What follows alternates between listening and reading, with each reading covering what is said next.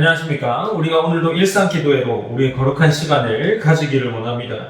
오늘도 어김없이 하나님의 자리로 나아가시는 여러분이 되었으면 합니다. 우리가 계속해서 살펴보는 말씀은 누가복음 16장 1절에서 13절까지의 말씀입니다.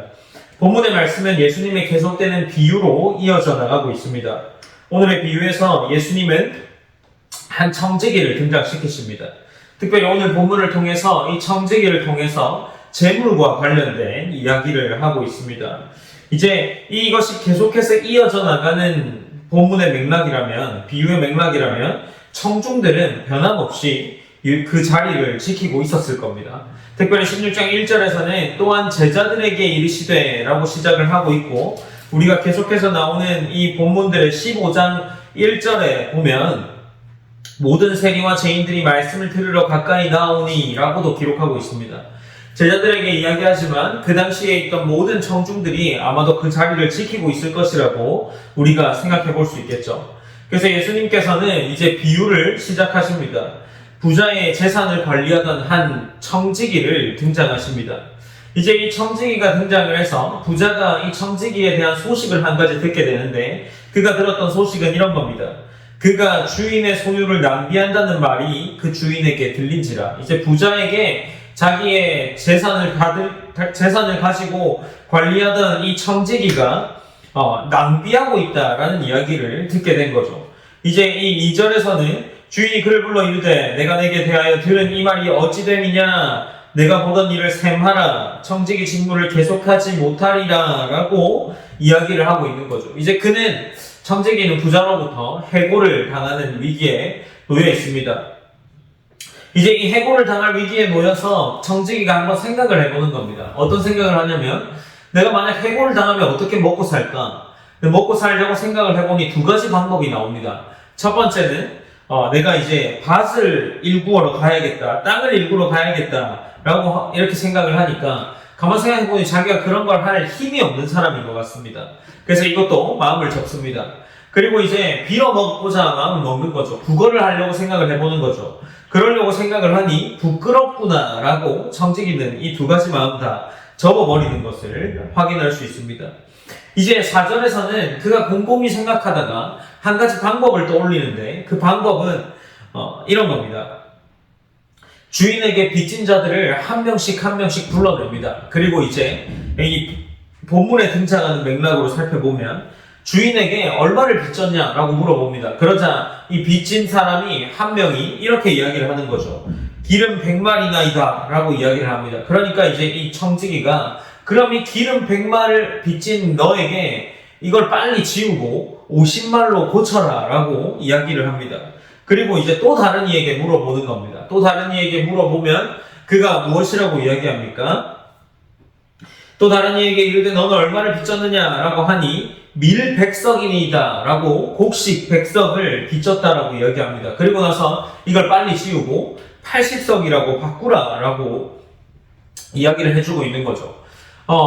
지금 이것이 무슨 어떤 의미인지 사실 잘 모를 수 있겠지만, 과연 이 청지기가 주인에게 해를 끼치고자 하는 일일까라고 생각해 볼 수 있겠죠. 그러나 이 청지기는 그 당시 문화 배경으로 생각해보면 이것이 그렇게 잘못된 행동이라고 보기는 또 어렵습니다. 왜냐하면 주인을 속이는 건 잘못됐다고 볼 수 있지만 그 빚진 자들에게 최소한의 빚을 남겨주게 합니다.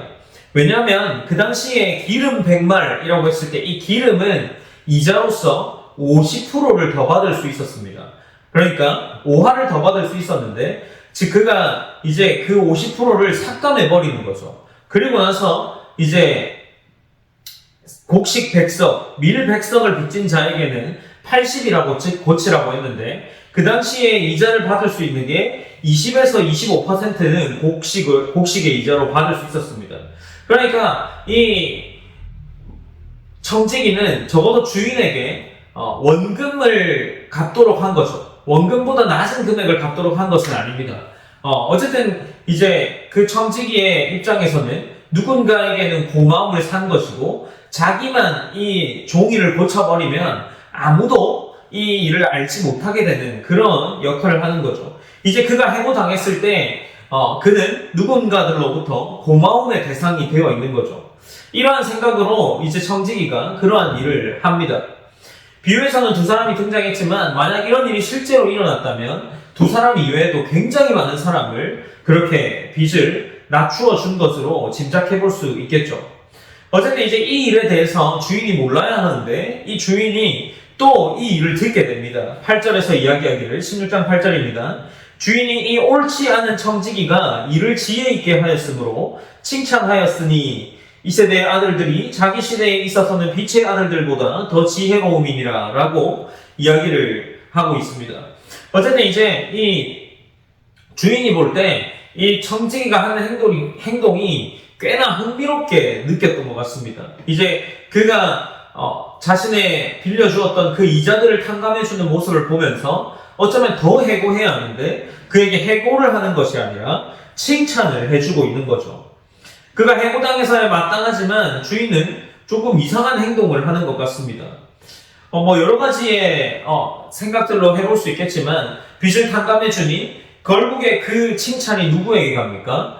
그 부자에게 가는 거죠. 원래의 그 빚을 갚아야 할 대상인 주인인 부자에게로 그 칭찬이 가게 됩니다. 그런 칭찬으로 인해서 주인의 기분이 그리고 주인의 평판과 지위가 좋아졌으리라고 생각해 볼 수 있겠죠. 어쨌든 이러한 맥락 속에서 이제 예수님이 이 이야기를 이어나가면서 이야기하기를 이 세대의 아들들이 자기 시대에 있어서는 빛의 아들들보다 더 지혜로움이니라 라고 이야기를 합니다. 그리고 9절에서는 내가 너희에게 말하노니 불의의 재물로 친구를 사기라. 그리하면 그 재물이 없어질 때에 그들이 너희를 영주할 처소로 영접하리라 라고 이야기를 합니다. 그러니까 이제 만약 그 청지기가 해고를 당하게 되면 그 해고를 당한 그에게 고마운 사람들이 너희를 영주할 처소로 영접하리라 라고 이야기를 하고 있습니다.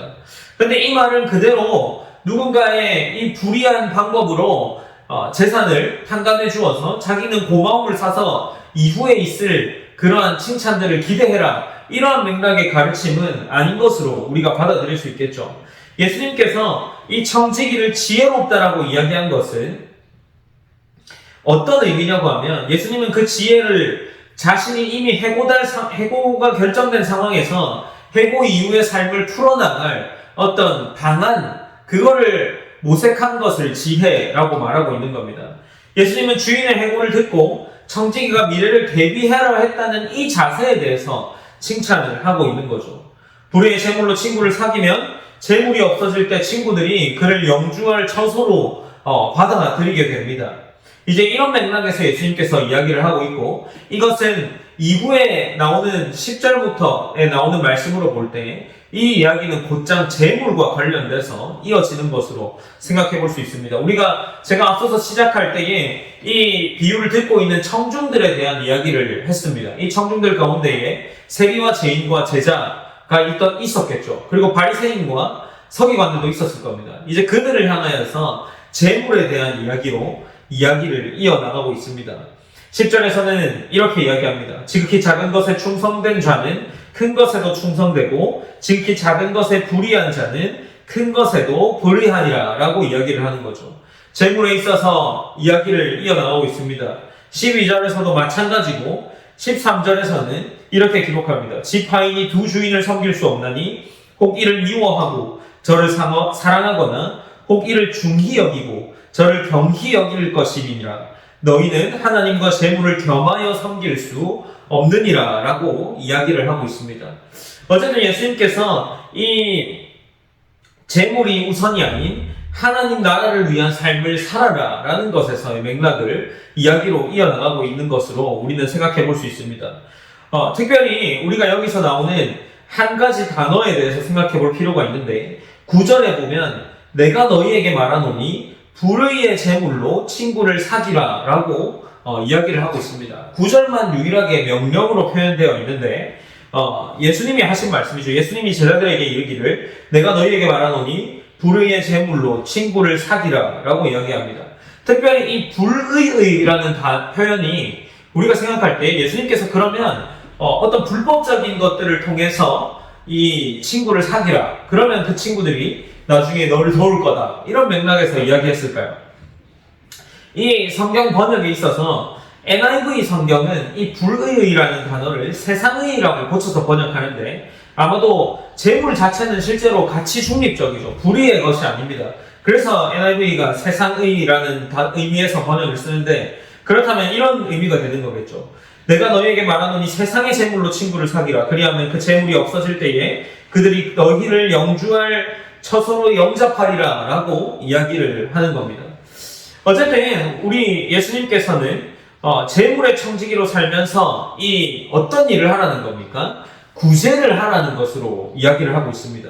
그러면 구절의 의미를 다시금 생각해 볼 때 재물로 친구를 사귀라. 그리하면 그 재물이 없어질 때에 그들이 너희를 영주할 처소로 영접하리라 라고 이야기를 하는데 이걸 예수님이 하신 말씀, 하나님의 하신 말씀으로 생각해 볼 때 하나님이 내가 이 재물을 나에게 쌓는 것이 아니라 이 재물을 네가 구제하고 이웃을 섬기고 누군가의 빚을 탕감해주는 그러한 재물을 아까워하지 않는 모습으로 세상을 산다면 하나님인 예수님은 내가 너희를 영원한 처소, 영주할 처소로 영접하리라 라고 이야기를 하고 있는 거죠.